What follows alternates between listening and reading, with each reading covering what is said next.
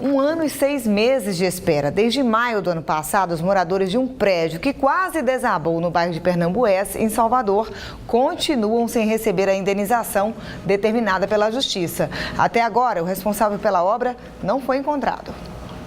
O prédio era o sonho da casa própria, mas quando Gerlan vem aqui, ainda lembra o sufoco que passou em maio de 2015. Eu me deparei com toda a situação, aquele alvoroço, carro da Defesa Civil, polícia, todo mundo aqui fora, tirando as coisas do prédio. Foi uma situação realmente muito desagradável, muito traumatizante, muito desagradável, que eu tenho interesse em esquecer. Ele faz parte das 31 famílias que tiveram de deixar às pressas o edifício Jardim Brasília, no bairro de Pernambués, em maio do ano passado, sob a ameaça de desabamento. Na época, a Defesa Civil condenou a estrutura e outras 15 famílias dos prédios vizinhos também deixaram as casas. 1 ano e meio depois, todos os moradores continuam fora. A maioria, como seu Nelson, paga aluguel em outros lugares. Ele ficou traumatizado. Tive que procurar até atendimento psicológico, entendeu? Até hoje não consigo dormir. A minha família foi que me ajudou e tal. E hoje eu consigo pagar um aluguel, porque o proprietário nada fez pela gente. Segundo a SUCOM, foram feitos mais andares do que o autorizado. Além disso, o habite-se, documento que permite a entrada de moradores, foi falsificado. Carlos é o síndico e diz que ninguém imaginava este problema.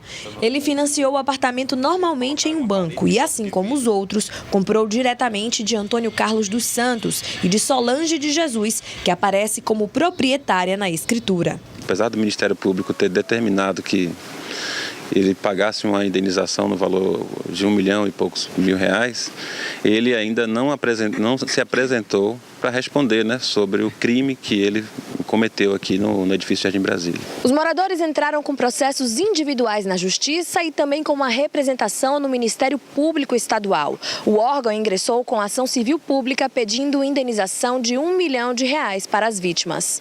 O Tribunal de Justiça determinou o bloqueio dos bens do responsável, mas segundo o advogado dos moradores, ele não é encontrado e não há bens registrados no nome dele. O senhor Antônio Carlos não foi citado ainda, nós adequamos as ações de acordo com o novo Código de Processo Civil, pedindo a conversão da citação, inicialmente pelo correio, e agora pedimos as citações pelo oficial de justiça, que aí, de qualquer sorte, uma citação tida como citação por hora certa poderá se realizar e seu Antônio finalmente aparecer para responder essas demandas judiciais.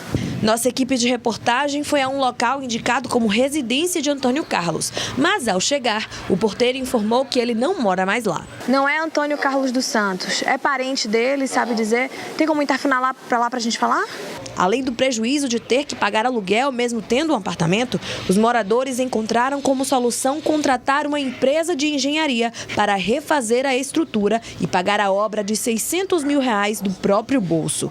O engenheiro responsável pela reforma explica quais foram os riscos na época e como o problema está sendo resolvido. O risco foi do desabamento, da edificação, porque a fundação foi calculada errada e com as fortes chuvas que aconteceram no mês de maio do ano passado, amoleceu mais ainda o solo, A gente fez uma nova fundação para poder fazer o reforço, abraçando a estrutura do prédio existente e descarregando o peso do prédio até a rocha.